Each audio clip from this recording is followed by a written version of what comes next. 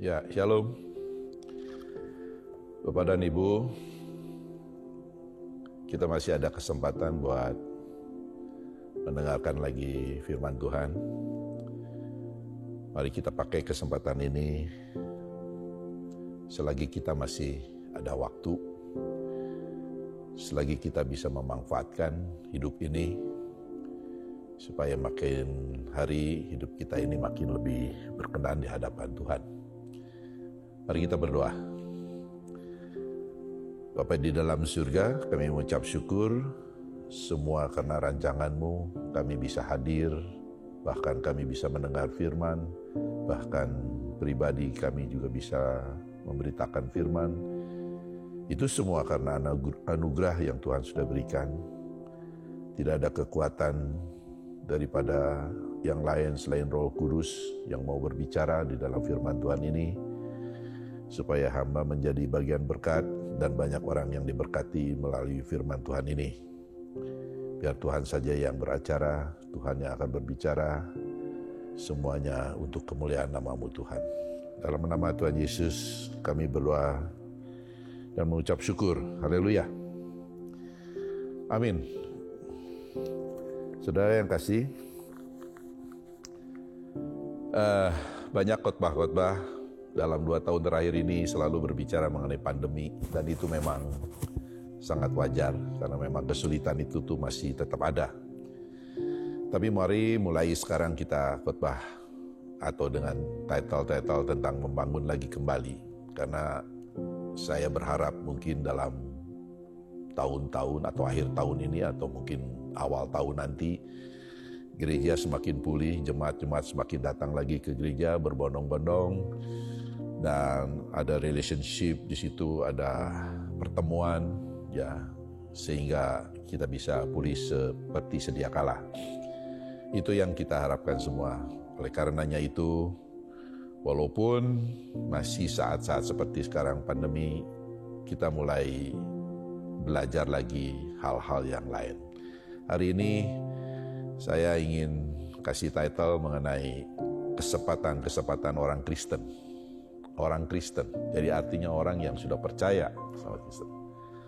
Ada beberapa perikop yang nanti kita akan gabungkan sama-sama sehingga kita bisa mengerti maksud Tuhan apa. Karena selama ini yang dianggap orang Kristen ini adalah orang-orang yang sudah lama mungkin berbakti, atau mungkin yang sudah lama terima Tuhan Yesus, bahkan mungkin pengurus-pengurus, bahkan mungkin majelis-majelis. Itu namanya orang Kristen.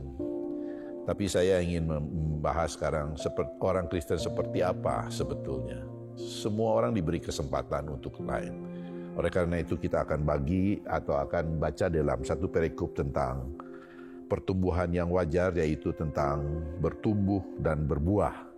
Mari kita baca di dalam Lukas 6 ayat 43 sampai 45. Pohon dan buahnya. Ayat yang ke-43, karena tidak ada pohon yang baik yang menghasilkan buah yang tidak baik, dan juga tidak ada pohon yang tidak baik yang menghasilkan buah yang tidak baik. Sebab setiap pohon dikenal pada buahnya. Karena dari semak duri orang tidak memetik buah ara, dan dari duri-durinya tidak memetik buah anggur. 45, orang yang baik mengeluarkan barang yang baik dari pembendaharaan hatinya yang baik. Dan orang yang jahat mengeluarkan barang yang jahat dari pembendaharaan yang jahat. Karena yang diucapkan mulutnya meluap dari hatinya. Dari yang ucapkan mulutnya itu adalah ungkapan meluap dalam hatinya. Saudara, perikop ini tentang pohon dan buah. Seperti yang tadi saya katakan, kita ini seperti pohon orang Kristen yang sudah lama. Ada yang mungkin sudah jadi pengurus begitu lama, ada yang sudah jadi majelis begitu lama. Itu adalah pohon orang Kristen, saudara. Hari ini kita berbicara, apakah pohon ini sudah berbuah? Apa pohon ini sudah menghasilkan hasilnya? Kalau kita berbicara pohon, pasti kita tidak bisa lari dari benih, saudara. Dan pohon dan benih, dari benih ke tunas, ke batang sampai pohon, dan pohon sampai buah, itu satu relationship di dalam kehidupan kita. Di dalam perjalanan hidup kita itu. Saudara, di dalam perjalanan ini sering kita ketemu banyak hal. Saya pernah baca buku ya, bahwa ternyata 90% orang yang luka batin, 90% orang yang luka batin karena dia menaruh kepercayaannya kepada orang yang salah, saudara. Apa artinya? Seringkali mungkin orang itu salah memilih teman.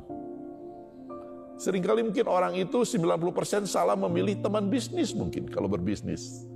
Atau mungkin seringkali orang remaja atau mungkin yang lain-lain salah memilih pacar mungkin sebagai pasangan hidup.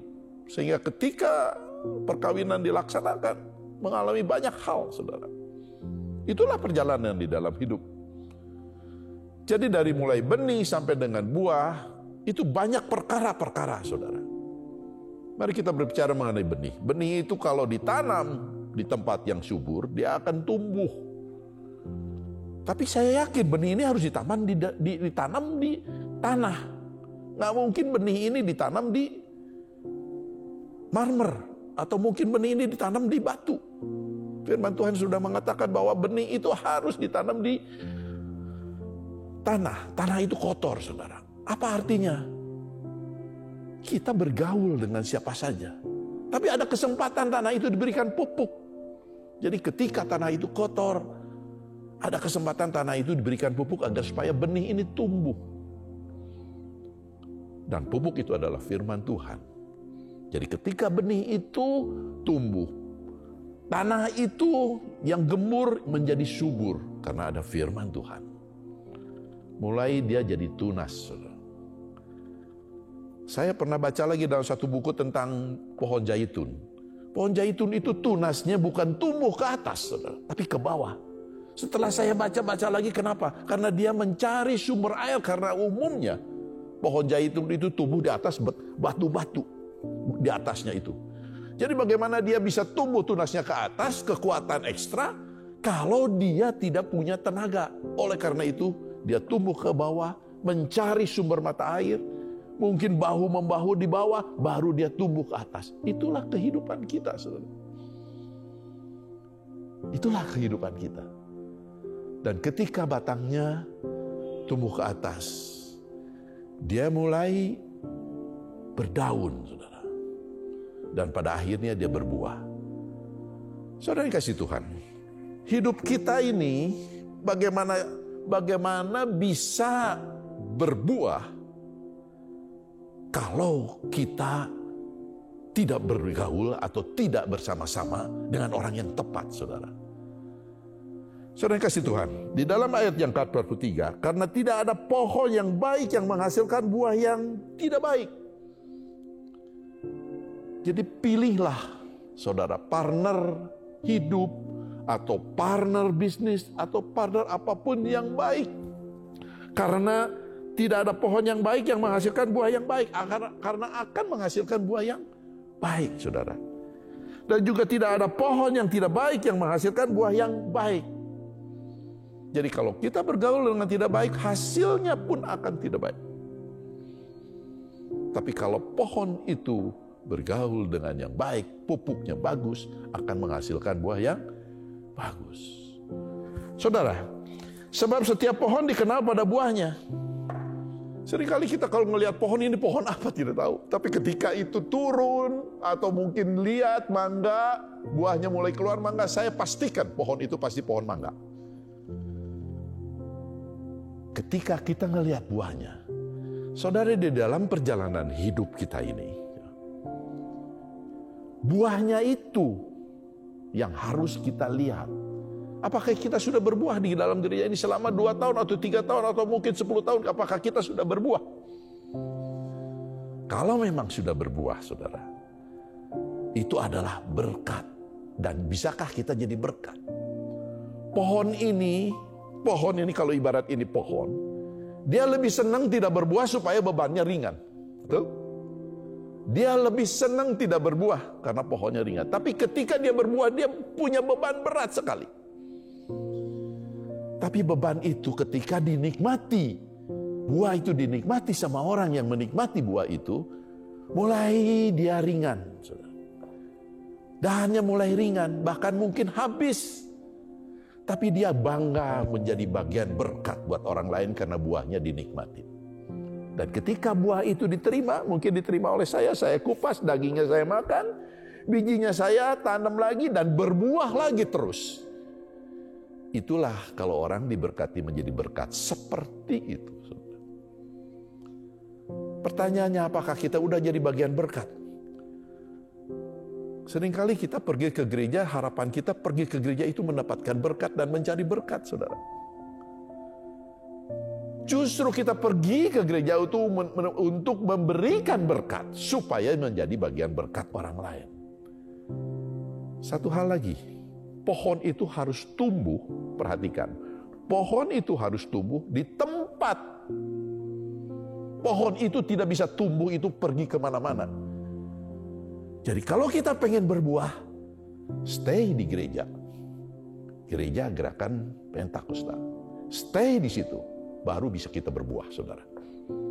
Buah ini, pohon ini tidak bisa ditanam di mana saja, diangkut, dicangkul, ditaruh lagi, diangkut, tidak akan berbuah, saudara. Jangan berharap mencari berkat, pergi ke gereja lain karena di sana merasa diberkati. Berkat itu ada kalau kita memberkati orang lain. Kalau kita jadi pohon yang sudah menjadi berkat, ringankan buahnya itu. Ringankan buahnya itu supaya kita bisa mendapatkan kesempatan berbuah lagi ketika musim itu tiba. Saudara yang kekasih Tuhan, ayat 44 itu, sebab setiap pohon dikenal pada buahnya, karena dari semak duri orang tidak memetik buah ara, dan dari duri-durinya tidak memetik buah anggur. Pohon itu dikenal karena buahnya. Jadi perkataan apapun yang keluar dari mulut ini, kalau tidak melihat buahnya, itu tidak seimbang dalam hidup. Seringkali orang merasa pergi ke gereja itu sudah luar biasa imannya. Tapi apakah sudah berbuah, saudara? Dan kalau kita merasa itu sudah berbuah, saya berpikir, saudara, ada kewajiban kita untuk menambah berkat atau menjadi bagian berkat buat yang membutuhkan. Yang keempat, 44. Sebab setiap pohon dikenal pada buahnya. Buah berbicara mengenai sesuatu yang dihasilkan seorang, bukan perkataannya. Saudara, hidup perkataan, hidup dalam ini, itu perjalanan, saudara. Ya. Jadi dalam perjalanan orang-orang, kesempatan perjalanan orang Kristen, ketika mulai benih sampai dengan berbuah, itu perjalanan. Saudara, kita belajar dalam satu perikop lagi. Mari kita baca di dalam Mazmur 84. Mazmur 84 ayat yang ke-6. Mazmur 84. Bentar.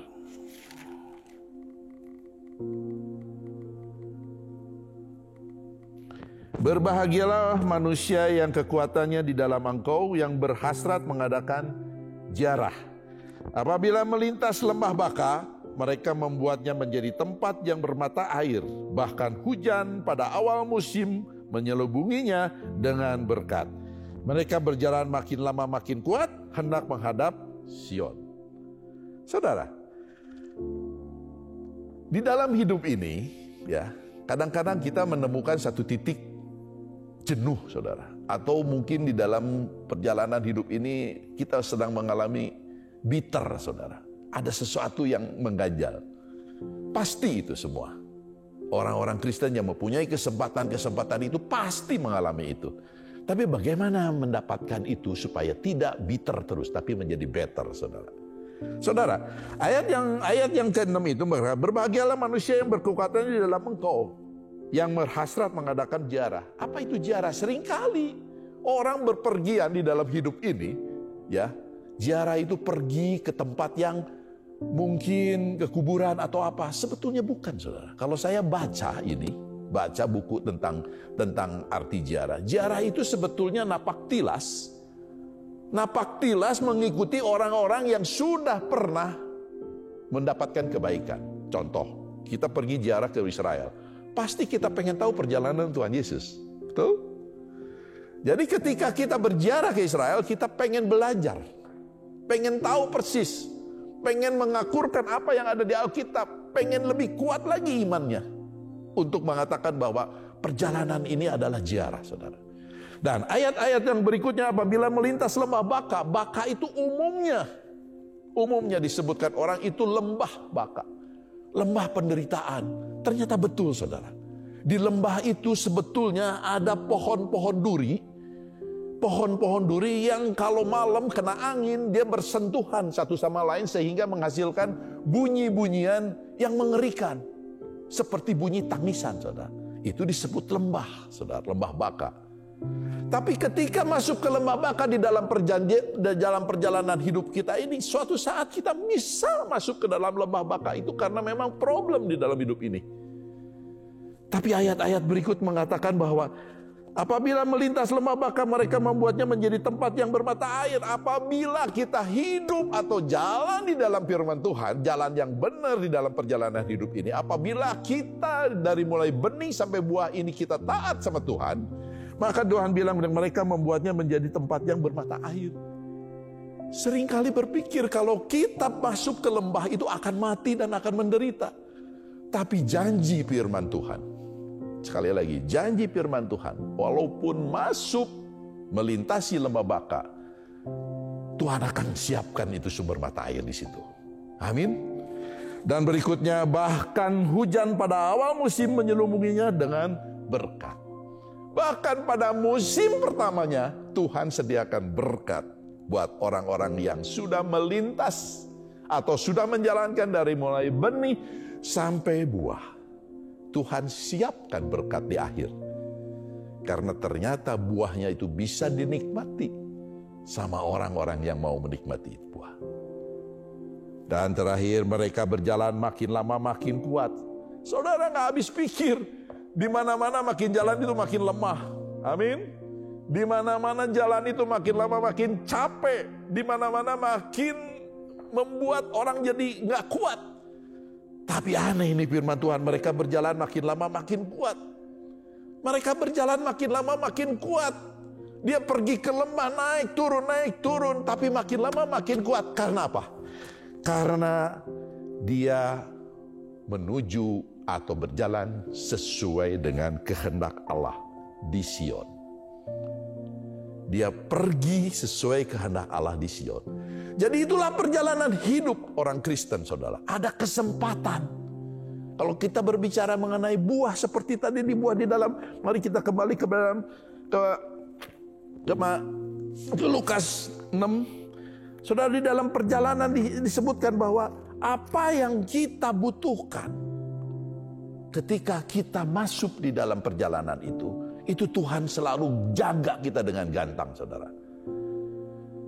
Jadi pemazmur sudah menggambarkan begitu. Walaupun nanti masuk dalam lembah di dalam perjalanan itu, masuk di dalam satu lembah, tapi niscaya hasil utamanya Tuhan akan berkati. Karena apa? Kita berjalan sesuai dengan perjalanan menuju Sion, saudara. Kerajaan Allah. Saudara yang kasih Tuhan, ayat yang 45, orang yang baik mengeluarkan kata yang baik dan perbendaharaannya hatinya akan baik. Orang yang jahat mengeluarkan barang yang jahat dan kebendaharaannya yang jahat, karena yang diucapkannya mulutnya meluap dalam hatinya. Saudara, ini berbicara mengenai benih yang baik.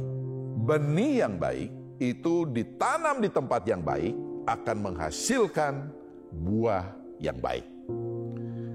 Jadi sekali lagi, benih yang baik ditanam di tempat yang baik akan menghasilkan buah yang baik.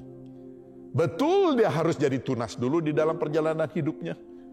Betul dia harus jadi batang dulu. Betul dia harus jadi pohon dulu. Mungkin jadi bunga dulu, baru jadi buah. Itu perjalanan hidup, saudara. Tapi Tuhan janji bahwa benih yang baik akan mengeluarkan buah yang baik. Saudara yang kasih Tuhan, Janji-janji Tuhan itu iya dan amin. Dialah Alfa dan Omega. Saudara yang kasih Tuhan, hari ini kita banyak belajar tentang beberapa hal hidup di dalam perjalanan ini. Apakah kita sudah berbuah sekarang ini? Apakah buah ini bisa dinikmati sama orang lain? Apakah buah ini betul-betul menjadi berkat buat orang lain?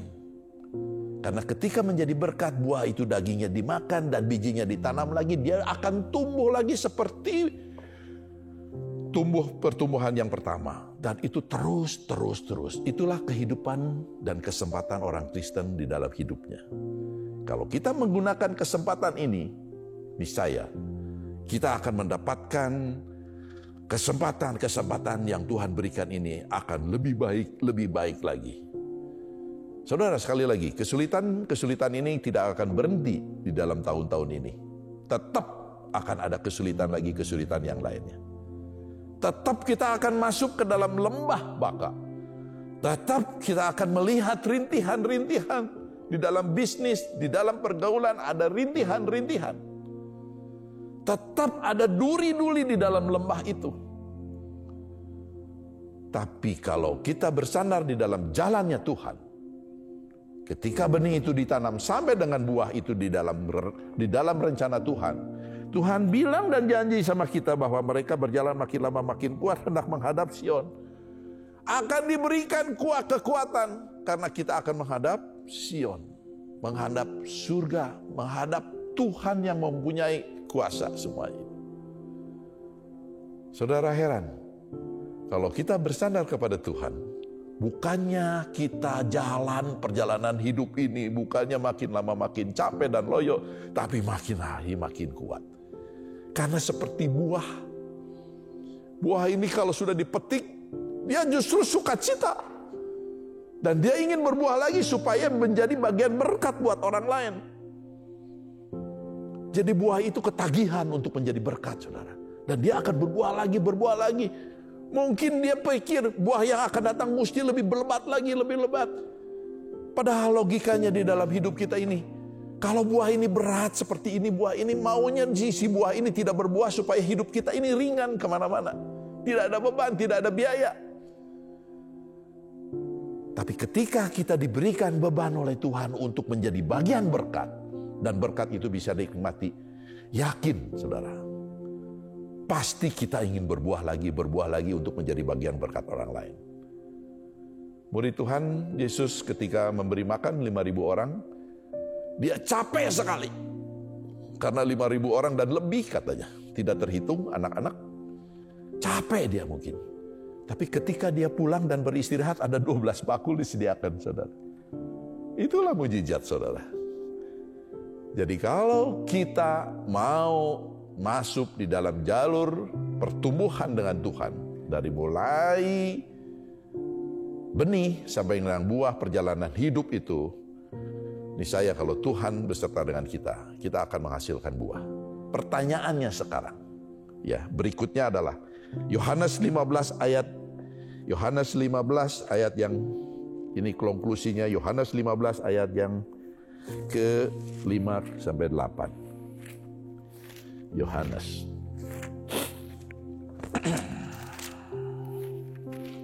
15. Oke. Ayat yang ke-5 sampai ke-8. Akulah pokok anggur dan kamulah ranting-rantingnya. Barang siapa tinggal di dalam aku dan aku di dalam dia, ia berbuah banyak, sebab di luar aku kamu tidak dapat berbuat apa-apa. Barang siapa tidak tinggal dalam aku, ia dibuang keluar seperti ranting dan menjadi kering. Kemudian dikumpulkan orang, dicampakkannya ke dalam api lalu dibakar. Jika kamu tinggal di dalam aku dan firmanku tinggal di dalam kamu, mintalah apa saja yang kamu kehendaki dan kamu akan menerimanya. Dalam hal inilah Bapakku dipermuliakan, yaitu jika kamu berbuah banyak, dan dengan demikian kamu adalah murid-muridnya. Dalam hal ini Bapakku dipermuliakan, yaitu jika kamu berbuah banyak, dan dengan demikian kamu adalah murid-muridku. Kalau berbuah banyak, Tuhan klaim Tuhan akui, engkaulah adalah murid-muridku. Saudara, buah yang baik akibat tinggal dalam Kristus dan Kristus tinggal di dalam kita. Buah yang baik itu akibat kita tinggal di dalam Kristus dan Kristus tinggal di dalam kita.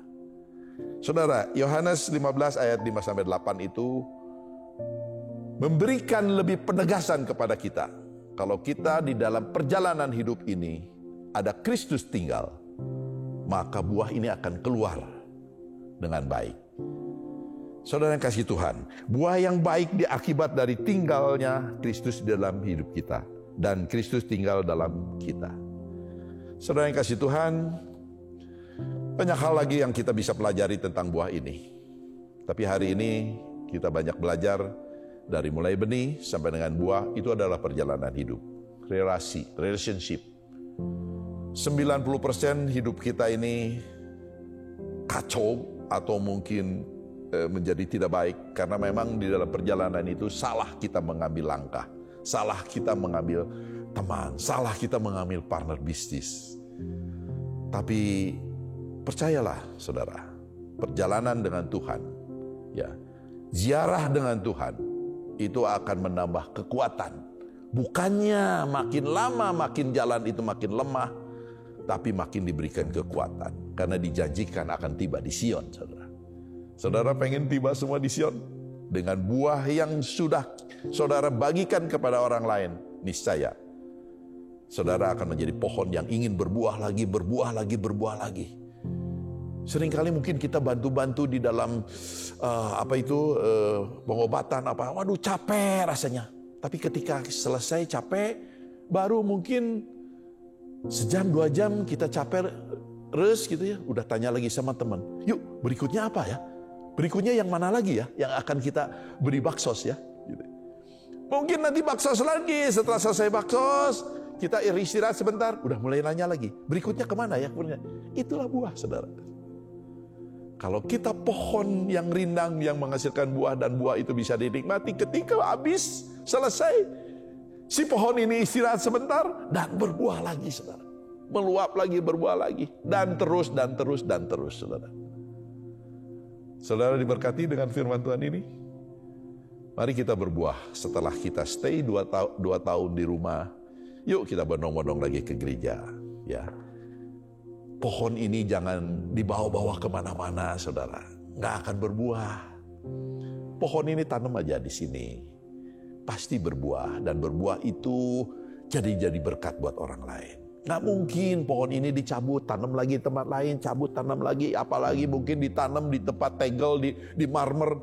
Nggak akan jadi pohon itu. Saudara. Pohon itu ditanam di tempat ini. Diberikan pupuk. Ditanam, diberikan pupuk, dan menghasilkan tunas yang kuat, tunas remaja yang kuat, tunas majelis yang kuat, sehingga kita kuat semua, saudara, dan menghasilkan buah yang bagus. Buah yang bagus itu datang dari Kristus, karena Kristus tinggal di dalam hidup kita. Saudara, kalau saudara diberkati ini, mari saudara, kita sama-sama membangun, kita kembalikan gereja yang normal ini. Yuk kita bahu-membahu, datang lagi ke gereja, kita kebaktian lagi. Dengan prokes yang ketat, kita bangun lagi gereja. Kita bersekutu lagi, supaya cepat pulih. Kita pulih secara nasional pandemi ini, tapi kita juga pulih secara intern gereja. Tuhan Yesus memberkati kita semua. Amin. Mari kita berdoa. Bapa di dalam surga, kami mengucap syukur dan berterima kasih. Tuhan yang mempunyai semuanya ini buat kami semua yang mendengar. Kiranya Tuhan juga menolong buat gereja kami ini agar supaya makin hari makin diberkati dengan banyak hal. Kami sudah belajar tentang pohon dan buah melalui benih, melalui batang sampai buah yang bisa dinikmati. Semuanya itu karena berkat Tuhan. Kami juga sudah belajar tentang perjalanan hidup, berziarah. Apa itu artinya? Ternyata makin hari makin luar biasa Tuhan memimpin walaupun masuk lembah. Maka banyak jeritan sakit, banyak kerugian di dalam bisnis, banyak masalah di dalam keluarga, banyak masalah di dalam kuliah, dan banyak masalah di dalam pergaulan. Tapi Tuhan janjikan akan berjalan menuju Sion, saudara. Itulah janji Tuhan. Terima kasih Tuhan Yesus memberkati kita semua yang sudah mendengar.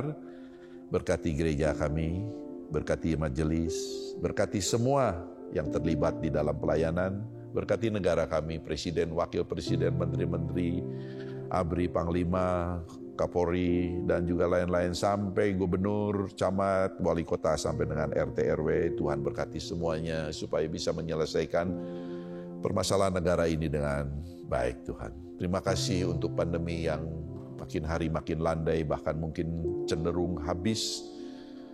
Kiranya Tuhan jaga kami semua, teman-teman kami, anggota jemaat kami juga yang sudah divaksin. Tuhan berikan kesehatan supaya bisa menjaga diri untuk tidak kena di dalam virus ini, Tuhan. Banyak hal yang kami menjadi pergumulan dipanjatkan kepadamu, tapi Engkau yang sudah menggenapi karena Engkau janji akan tiba di Sion, saudara. Dalam nama Tuhan Yesus kami berdoa dan ucap syukur. Haleluya. Amin.